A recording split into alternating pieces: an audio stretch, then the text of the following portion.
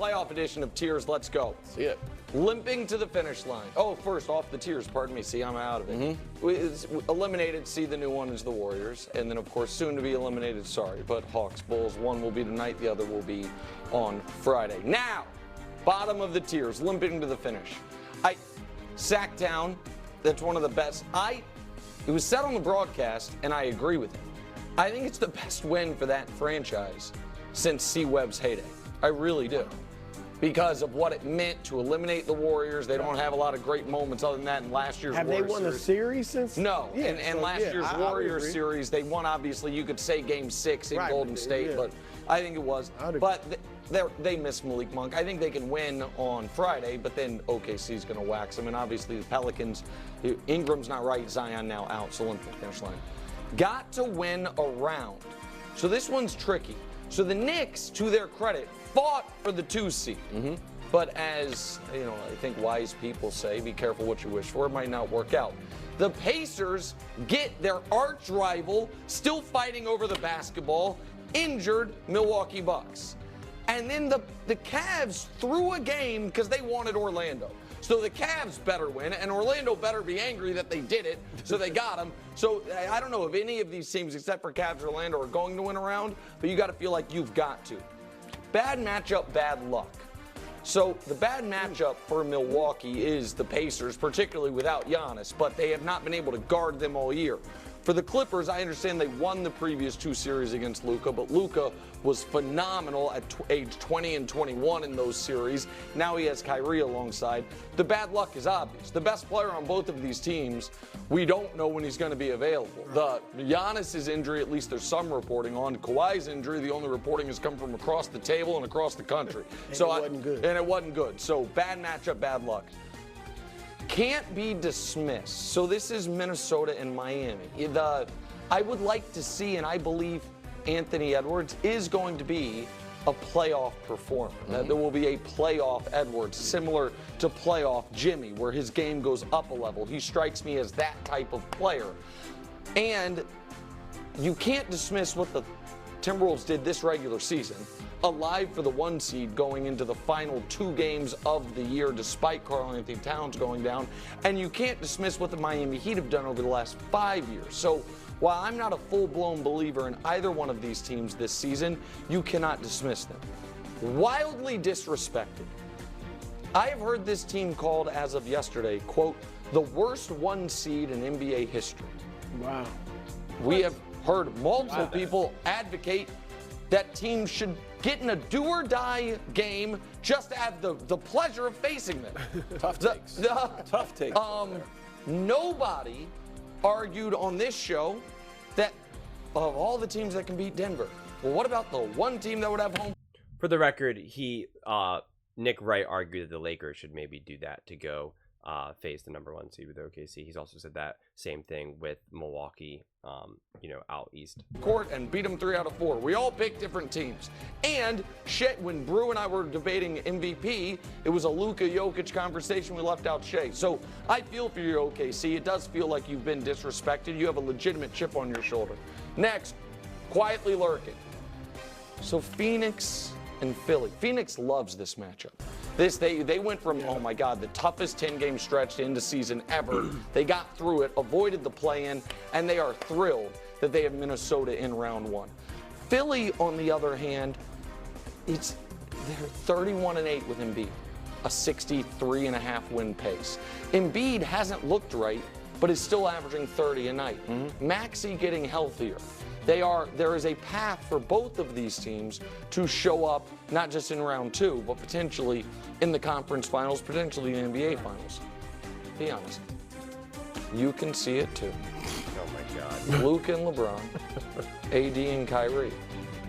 That's 3 champions, LeBron and 2 guys who won a championship alongside him, and Luka, who LeBron a couple years ago called his favorite young player, the guy he tried to beat, signed to his sneaker line, but Jordan stole him from him.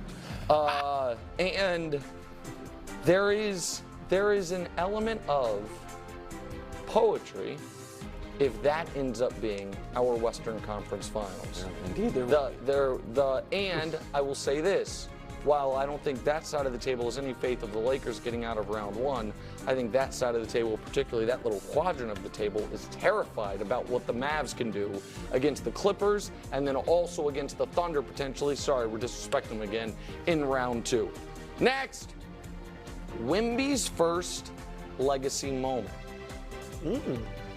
Did he alter the path for the defending champs in a way that Jokic's not legacy takes a hit, but goes down a different path? Were those 17 straight points that prevented the Nuggets from being the 1 seed in game 81, and now the Nuggets have probably the toughest round one matchup they could have. Then in round two, if they get through, who would they have? Minnesota, who played them tough last year, or Phoenix, who played them tough in the regular season this year, beat them twice after the All-Star break and in the playoffs last year, only to have the opportunity to get to a Western Conference Finals potentially exhausted. So did Wemby already have his long, giant fingerprints on who hoists the Larry O'Brien? And last but not least, everything breaking right. If you're Boston, Philly's MVP candidate is limping. Milwaukee's MVP candidate is out. Golden State, who's beaten you before and maybe has your number mentally a bit. They didn't even make the tournament. Denver's path is so much harder than yours. You are a minus 200 favorite to make the finals. Everything is broken right for the Boston Celtics. We'll see if tonight continues with the 7-8 game. That, Chris Broussard, are the committee's playoff teams. Not bad. Look, I've never been known as a Knicks fan. Me? Me. No. I've never been known as I a was, Knicks fan. never mind. Go ahead. Go ahead. Knicks fan or a Knicks fan. But when I see blatant disrespect, I gotta speak up.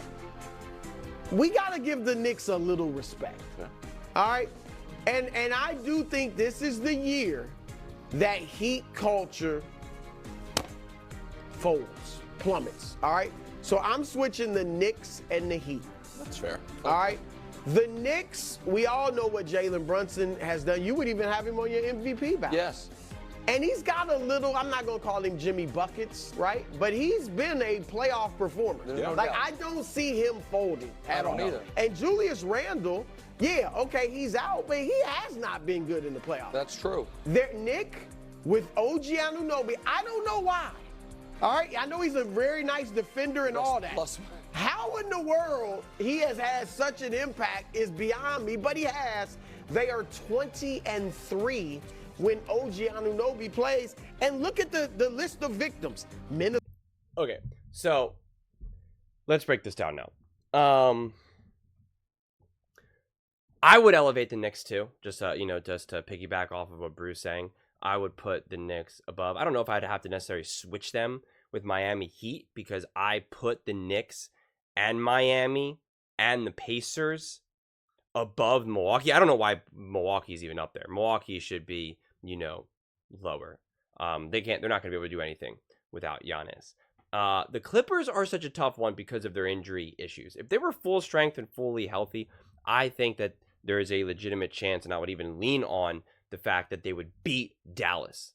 But since there's the injury concerns, it's really kind of difficult to say. But with that said, I think that the Timberwolves are way too low, and OKC.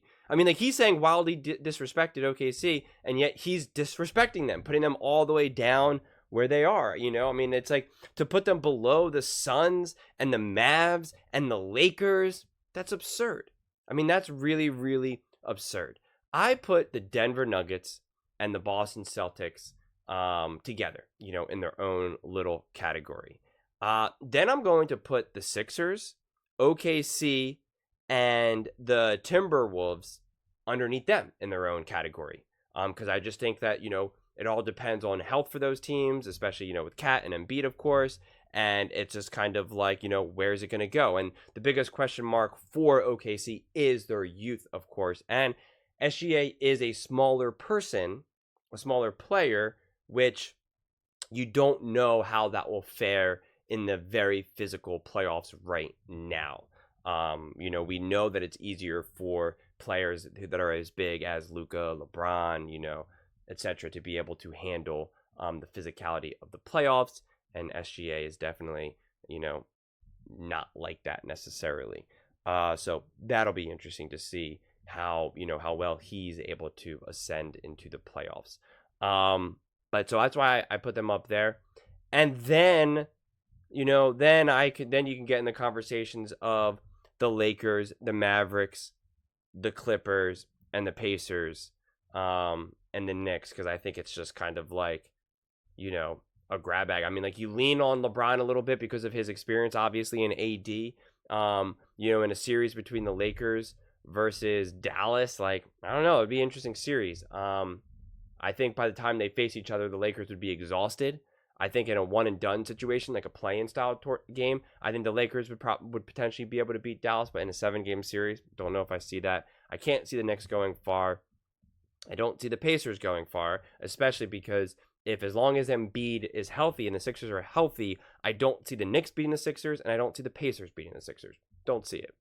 And like I said already before, I don't think Cavaliers or Orlando do much of anything. And so, yeah, I mean, that's pretty much the gist of it. To me, it's really the Celtics and Denver at the very top, and then right below them is going to be the Sixers, OKC, and the Timberwolves. And then below them is when you kind of start to get, the Suns, the Lakers, the Mavericks, and it all depends on those moments, and the Clippers, and then it all depends on that moment of the health of those players of those teams, whether it be Kawhi or even LeBron and AD, as well as the Phoenix Suns. Like, are they actually healthy? Is KD fresh? Is he ready to go? I think those teams are more unreliable because the consistency is not there.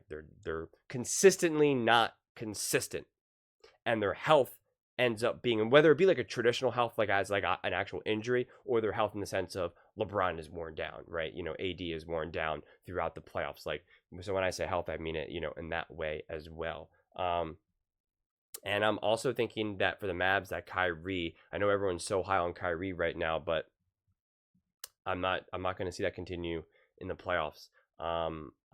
Especially if they're going to go up against some of these more physical, bigger, stronger teams, especially like Denver. I will take Denver over Dallas every day of the week. So those are just my thoughts.